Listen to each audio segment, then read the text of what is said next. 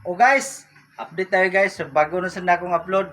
Gikan mi sa dagat ganina guys na naligo mi kay liwas sa pista sa amo. Gahapon, liwas pista na. Dito mi sa dagat guys na nanguha ko og sisil. Na guys oh. Tingnan niyo guys oh. Comment niyo guys kung anong bang klaseng sisil na to. Kasi marami to dito sa amin na sabi nila pwede din itong kilaw.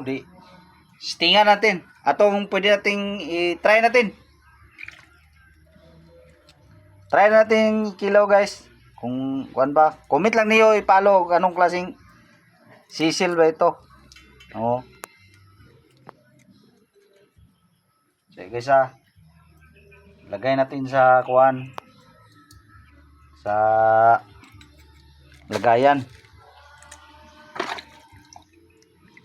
Kuha natin guys, kailangan to nating linisin guys kasi may ano daw ito, may ano ba yung maliit na mga anong tawag diyan sa amin, mga alimasag ba maliit na makalason daw na kailangan natin tong linisan.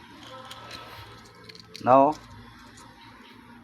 Tingnan niyo lang yung hitsura ng sisil na to guys oh.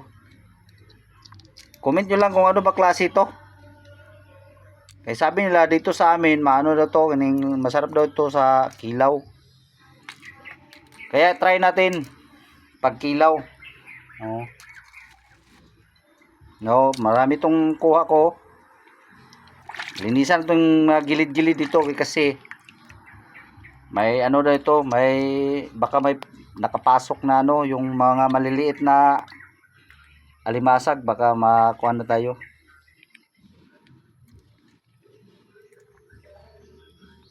Tingnan niyo guys. Yung tubig niya guys oh, parang dugo, parang kulay ng dugo. O ayan guys. Tingnan natin guys.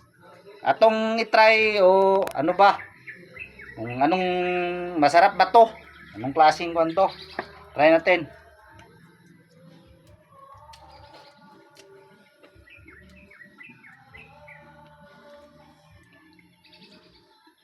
May kasamang mga butig-butig na ano. Totoo lang sabi nila guys, masarap. Comment niyo guys kung ano ba klaseng sisil ito sa pangalan o anong pangalan to sa iyo. Sa inyong lugar, kung anong pangalan nito. Pero dito sa amin, marami ito sa amin. Iwan ko anong pangalan nito kasi pambihira lang mga kumukuha dito, yung marunong lang kumukuha dito, yun lang ang kasi mahirap to hanapin guys kasi nakalubog ito sa buhangin. Pag hindi ka marunong humanap dito, hindi mo ito makikita. Masarap pala guys.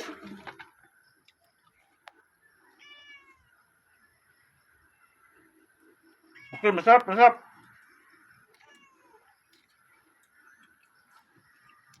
Marami pa kayo.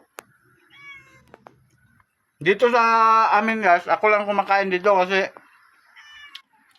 ako lang ang nagkilaw. Kasi yung mga anak ko, yung asawa ko hindi marunong hindi nila alam kung ano to. Na ako lang yung mabubusog dito.